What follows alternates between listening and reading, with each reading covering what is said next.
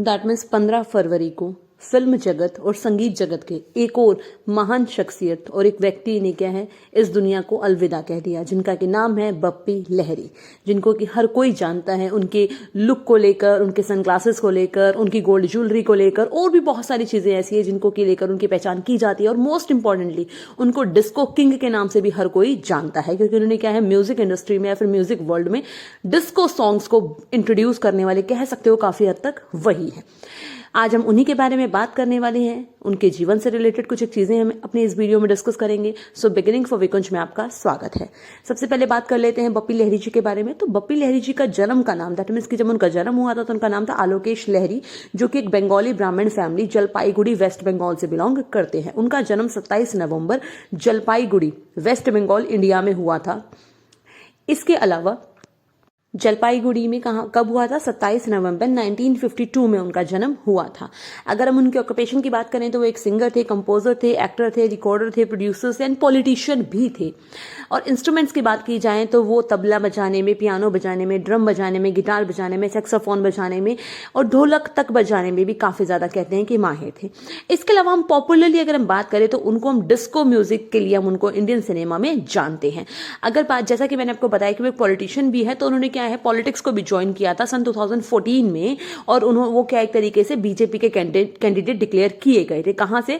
आपका श्रीरामपुर लोकसभा कॉन्स्टिट्यूएंसी से क्या है उनको इलेक्ट किया गया था, बट वो चुनाव में हार गए थे। जैसा कि मैंने आपको बताया कि एक ब्राह्मण बंगाली फैमिली से बिलोंग करते हैं। कौन? कहाँ की? वेस्ट बंगाल की जलपाईगुड़ी से।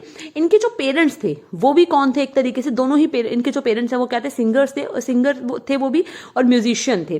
किस चीज में? क्लासिकल म्यूजिक में। और वहीं से क्या है, और किशोर कुमार क्या है इनके मैटरनल अंकल कहे जाते हैं कि वो इनके मैटरनल अंकल थे।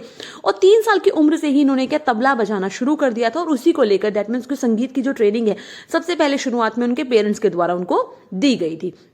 बप्पी लहरी जी को क्या है हम स्पेशली कह सकते हो सेरिटोरियल स्टाइल के लिए जानते हैं, जो कि इनका एक सिग्नेचर लुक है, जिसमें कि वो गोगल्स लगाते हैं, गोल्ड की चेन पहनते हैं, गोल्ड एम्बलिशमेंट और वेलवेट कार्डिगन्स वगैरह पहनते हैं। तो आपने देखा बहुत सारी चीजें, मतलब सर से पांव तक कई बार कहा जाता है कि वो पूरे गोल्ड से ही कवर अप अपने आप को रखते हैं, कहते हैं लदे हुए रहते थे। तो उनका ये जो लुक था उसके लिए भी वो जाने जाते थे। अब बात कर लेते हैं बप्पी लहरी जी के कैरियर के बारे में। जैसे कि मैंने आपको बताया कि वो डिस्को स्टाइल सॉन्ग्स बेसिकली गाते थे। इसके अलावा इन्होंने फ्यूजन भी किया था इंडियन म्यूजिक का इंटरनेशनल साउंड्स के साथ। और ये पॉपुलरली अगर हम कहें तो बहुत ज्यादा फेमस रहे थे। बहुत ज्यादा इन्होंने जो अपने जो सॉन्ग्स वगैरह वो गाए थे कब? 1970s से लेकर जो अर्ली 1990s तक, दैट मीन 1970s 80s और अर्ली 1990s में क्या है इन्होंने बहुत सारे गाने गाए थे। 19 साल की उम्र में मुंबई आए थे। उससे पहले ये क्या है जो बंगाली फिल्म थी उनमें क्या है गाना वगैरह गाते थे। ओके एंड अगर मैं फर्स्ट अपॉर्चुनिटी की बात करूं तो इनको जो वेस्ट बंगाल में डाडू 1974 में इनको सबसे पहली अपॉर्चुनिटी मिली थी डाडू मूवी में, जहां से कि इनकी शुरुआत हुई थी। इसके अलावा हिंदी फिल्म की अगर बात की जाए तो सबसे पहली इनकी जो हिंदी फिल्म थी वो थी नन्ना शिकारी, जिसमें कि इन्होंने जो गाना है तू ही मेरा चंदा ये कंपोज किया था, जिसको कि गाया था मुकेश ने। इसके अलावा इन्होंने काफी सारे बड़े बड़े सिंगर्स के साथ क्या है डुएट भी किया है, लाइक किशोर कुमार एंड आशा जी के साथ डुएट हुआ इनका जलता है जिया मेरा। लता मंगेशकर जी के साथ इनका डुएट है आओ तुम्हें चांद पर ले चले, इस तरीके से गाना है। मोहम्मद रफी जी के साथ भी इन्होंने डुएट किया है। और इसके अलावा इन्होंने एक डुएट किया था सुलक्षणा पंडित के साथ, जिसके बाद से ये एज अ सिंगर बहुत ज्यादा फेमस हुए थे, जो कि कौन सा था आपका? जाना कहाँ है, ठीक है ना। तो ये इनका एक फेमस सॉन्ग था। और इसके बाद तो इन्होंने बहुत सारी फिल्मों में काम किया था, जो कि है आपकी खातिर, दिल से मिले दिल, ठीक है। और इसके अलावा क्या है आपका लहू के दो रंग और भी बहुत सारे गाने। और सिर्फ इन्होंने सॉन्ग्स ही नहीं गाए थे, इन्होंने बहुत सारी जो गजल्स थी उनको भी कंपोज किया था, उनके लिए भी क्या है म्यूजिक कंपोज किया था, जिनमें से कि कुछ मेन गजल्स कौन सी हैं आपकी?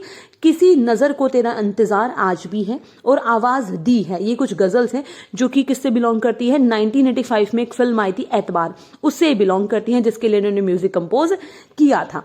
और ये क्या है एक तरीके से जो मेलोडियस सॉन्ग्स भी इन्होंने काफी सारे गाए हैं, तो मेलोडिक सिंगर भी कह सकते हो आप इनको, कि उसके लिए भी इन्होंने जो अपनी आवाज है वो दी थी और जो सॉन्ग्स है वो कंपोज किए थे, जो कि बेसिकली किसके लिए किसने गाए थे? किशोर कुमार जी ने गाए थे, इनके द्वारा कंपोज किए गए सॉन्ग। और लता मंगेशकर जी ने गाए थे 1980s में।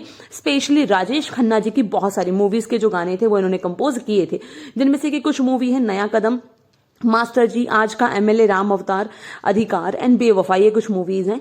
इसके बाद क्या है, इन्होंने जितेंद्र की जो मूवीज हैं उनके लिए भी सॉन्ग कंपोज किए थे, जिनमें से कि कुछ मेन मूवीज हैं सोने पे सुहागा, धर्म अधिकारी, जस्टिस चौधरी, ये कुछ मूवीज है। तो अराउंड 1983 से 1985 के बीच में काफी सारी अराउंड 12 सुपरहिट मूवीज के लिए इन्होंने क्या है अपना जो म्यूजिक है वो कंपोज किया था। किसके लिए? जितेंद्र के लिए।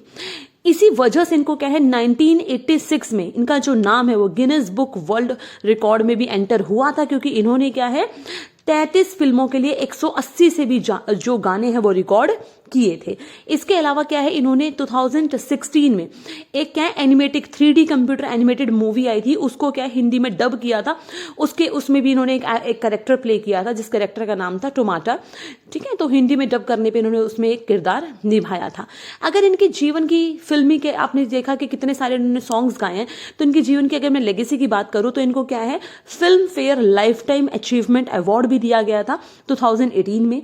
Best music director and film fair award भी मिला था शराबी के लिए, कब 1985 में। और 2012 में इनको मिर्ची म्यूजिक अवार्ड भी मिला था, और best item song of the year का अवार्ड भी मिला था इनके एक गाने को, जो गाना आई थिंक आपने सुना होगा उलाला उलाला, जो कि द डर्टी पिक्चर का ये गाना था। और इसी के साथ क्या है, इनका जो म्यूजिक का सफर है वो कल दैट मीन्स कि 15 फरवरी को थम जाता है, और 15 फरवरी 2022 को इनकी मुंबई में इनकी डेथ हो जाती है 69 साल की उम्र में। जो कि इनकी जो डेथ है वो एक लंग इन्फेक्शन जो एक डिजीज है उसकी वजह से हुई है। कहाँ पे? जूहू क्रिटिक केयर हॉस्पिटल में 11:45 नाइट में। ऑब्स्ट्रेटिव स्लीपी एपीनिया एक बीमारी है जो कि इनको थी लंग से रिलेटेड, जिसकी वजह से इनकी डेथ हुई है। तो हमारी ये वीडियो आज की इनके लिए एक ट्रिब्यूट है, एक शोक है, एक श्रद्धांजलि है बिगिनिंग फॉर विकुंज की तरफ से। So thanks for watching and good luck student. अगर आपको वीडियो अच्छी लगी हो तो प्लीज लाइक करें, शेयर करें और चैनल को सब्सक्राइब करना ना भूलें।